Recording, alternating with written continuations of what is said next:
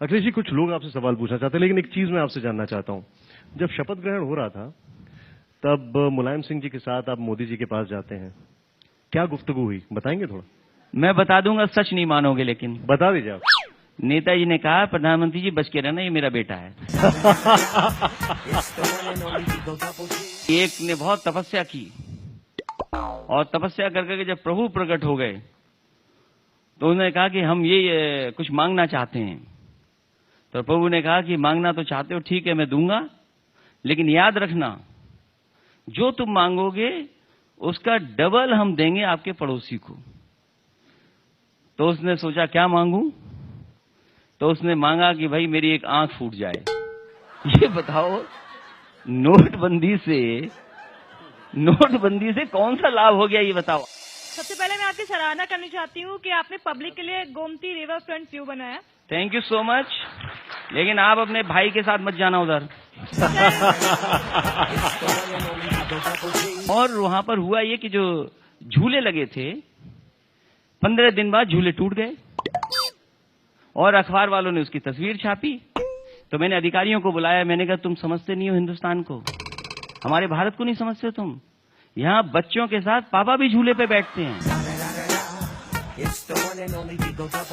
इस लखनऊ में यदि आप 15 या 20 फ्लाईओवर बनवा देते सड़कों के ऊपर, जिससे कि वाहनों की रफ्तार लगातार बिना रुके निकलती रहती, तो क्या वो ज्यादा अच्छा नहीं था जनहित में? आपको ट्रैफिक की चिंता है, आपको एक काम करना चाहिए, आज ही साइकिल खरीद लो एक, और निकल जाइए साइकिल ट्रैक पर, कोई जाम में नहीं फंसोगे आप।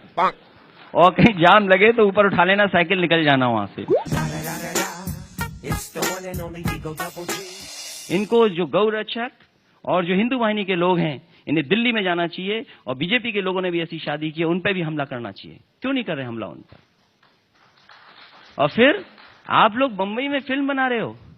मैंने एक कम उम्र के नौजवान से पूछा कि ये बताओ, नई फिल्म कौन सी आ रही जो तुम देखोगे? उसने कहा कि जो नई फिल्म आ रही है उसका नाम है हाफ गर्लफ्रेंड, मैं इंतजार कर रहा हूं। मैं समझता हूं देश को नई दिशा की जरूरत है और नई लीडरशिप की जरूरत है।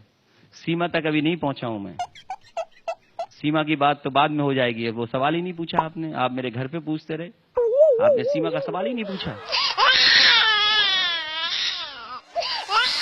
इस बार हमारा ग्लू काम नहीं किया, जो फेविकॉल है वो जनता को समझ में नहीं आया, पसंद नहीं आया।